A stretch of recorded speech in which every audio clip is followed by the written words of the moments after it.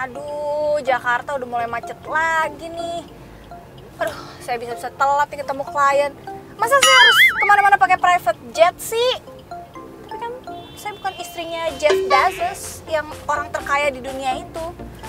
Pikir, saya harus gimana ya? Aha! Saya ada ide.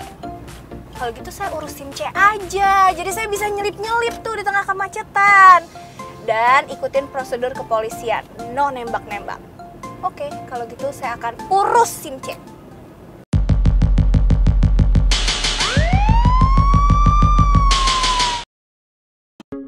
Zaman serba cepat tentunya harus didukung dengan hal-hal yang cepat juga dalam beraktivitas. Sebut saja smartphone. Tapi untuk mobilitas kemana-mana, sepertinya kendaraan roda 2 motor masih menjadi primadona. Tahukah Anda, sebagian besar orang lebih memilih untuk bepergian dengan sepeda motor dibandingkan kendaraan lain seperti transportasi umum, bahkan mobil pribadi. Gak heran kan kalau pertumbuhan motor selalu naik per tahunnya dengan rata-rata 5,3% per tahun. Gak hanya laki-laki aja in people, perempuan juga banyak yang menjatuhkan pilihan ke sepeda motor dibanding mobil. Kayak saya nih, misalnya akan berusaha untuk dapetin SIM C sesuai prosedur yang ada. In people, sebelum saya ikut tes baik teori maupun praktek untuk SIM C, pertama nih saya harus daftar dulu secara online di sim.korlantas.polri.go.id.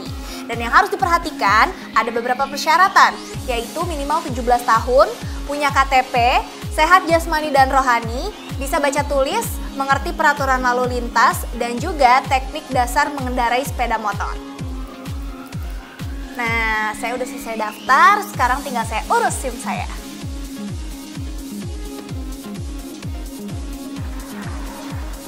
In people, saya udah siap nih mau ngurus pengajuan SIM C saya. Baju udah rapi, bawa fotokopi KTP, mau ikut temenin saya? Yuk!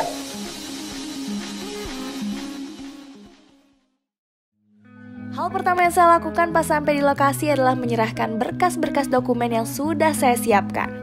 Kemudian menuju loket pembayaran untuk urus uang administrasinya. Oh iya, for your information nih, biaya pembuatan SIM C adalah Rp100.000 dengan biaya tambahan Rp30.000 untuk asuransi. Sedangkan untuk surat izin mengemudi lainnya seperti SIM A dan A umum, SIM B1 dan B1 umum, SIM B2 dan B2 umum adalah Rp120.000, kemudian untuk SIM D Rp50.000 dan Rp225.000 untuk SIM internasional. Nominal ini sudah diatur dalam Peraturan Pemerintah Nomor 60 Tahun 2016 tentang jenis dan tarif atas jenis penerimaan negara bukan pajak yang berlaku di Kepolisian Republik Indonesia. Berbeda dengan proses pembuatan SIM terdahulu, untuk yang sekarang ini, setelah dipastikan pemohon SIM dalam kondisi sehat jasmani dan rohani, pertama-tama saya akan jalani proses identifikasi dahulu. Oh iya, for your information, Anda juga bisa nih melakukan pemeriksaan kesehatan di Satpas SIM. Anda tinggal merogoh kocek sebesar Rp25.000. Terima kasih, Ibu.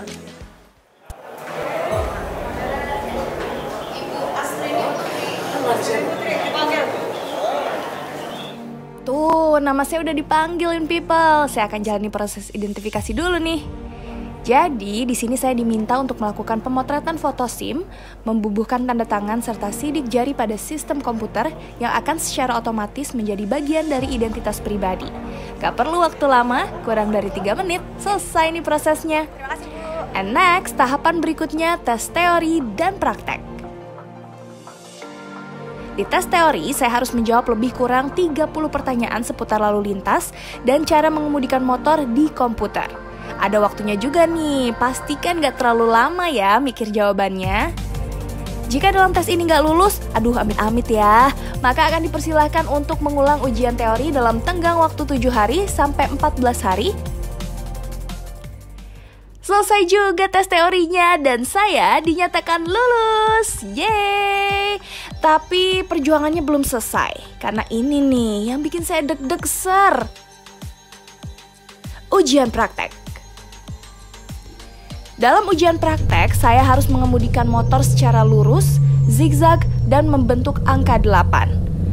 Dan mohon maaf, kalau nggak lulus harus remedial seminggu dari sekarang. Emang sih uang yang dibayar bisa ditarik kembali dengan nampilin bukti nggak lulus dan tanda bukti setoran PNBP SIM. Tapi kan target saya harus lulus dan bisa segera dapetin SIM C. Lolos ujian SIM sangatlah penting demi keamanan berkendara di jalan raya. Jangan sampai kesembronoan nyebabin hal yang tidak diinginkan di jalan raya. Butuh kesabaran juga saat ujian ini. Halo, gimana? Aduh. Mbak Asput. Agak-agak grogi dikit sih Bu, tapi bisa lah. Yakin sukses ya? Yakin dong Bu. Ngomong-ngomong Bu, saya mau nanya nih. Kalau buat pemohon SIM kayak saya Bu, ada tips and trick nggak sih Bu? Supaya lancar gitu jalaninnya. Oke, baik Mbak Asput, saya jelaskan ya. Ada tips dan triknya dalam melaksanakan ujian praktek. Di antaranya yang pertama itu Mbak Asput bisa membawa kendaraan sendiri, jadi sudah terbiasa dengan KR, agar nyaman karena kalau memakai kendaraan dari kita belum terbiasa. Tapi kita dari Satpas SIM juga sudah menyediakan untuk KR roda 2. Yang kedua harus yakin tidak akan jatuh. Dan yang ketiga tidak terburu-buru atau kecepatan diyakinkan dalam kecepatan yang pasti. Tadi kan saya udah selesai nih Bu ujian prakteknya. Ada jalur lurus, ada zigzag, ada juga angka 8. Kalau yang udah nih Bu, para pemohon SIM tuh biasanya pada kesulitan di mana sih? Oh, baik. Yang paling susah biasanya di zigzag itu karena kita menggunakan keseimbangan tubuh kita dengan kendaraan. Dan itu kecepatannya 10 km per jam atau 30 km per jam. Untuk yang angka 8 juga merupakan tantangan buat pembuat SIM melaksanakan ujian praktek karena di situ memakai keseimbangan juga dan diusahakan jangan sampai jatuh kakinya, kaki kanan atau kaki kirinya, sesuai dengan peraturan perundang-undangan Undang-Undang Nomor 22 Tahun 2009 tentang syarat pembuatan SIM dan teknik dasar mengendarai kendaraan roda 2. Oh gitu Bu, sekarang saya jadi tahu nih. Oke deh kalau gitu saya sekarang lanjut bikin SIM lagi. Doain ya Bu, biar saya lulus. Oke, bikin yakin SIM-nya. sukses. Bismillah, makasih ya Bu. Ya. Saat ini sepeda motor jadi salah satu kebutuhan tiap orang untuk bepergian. Sepeda motor dinilai sebagai kendaraan cepat yang tidak peduli dengan kondisi macet karena bisa menyalip untuk sampai tujuan. Namun perlu diingat, dalam berkendara selalu patuhi segala aturan dan rambu lalu lintas. Dan pastikan juga kelengkapan surat-surat resmi untuk berkendara sesuai peraturan seperti STNK dan SIM. Gak mau kan kena tilang Pak Polisi? Ibu Asri Putri.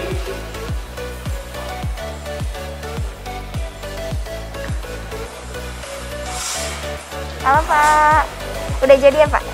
Makasih ya Pak. Yeay, akhirnya SIM C ini udah resmi ada di tangan saya. Dan ini smart SIM loh, bukan SIM konvensional. Selain tampilannya lebih segar, smart SIM ini juga sudah terkoneksi dengan Disduk Capil. Jadi bisa merekam segala pelanggaran pengguna SIM, baik digital maupun elektronik. Juga bisa jadi alat pembayaran, misalnya untuk bayar tol. Saya Asni Putri, in Today in People's Way.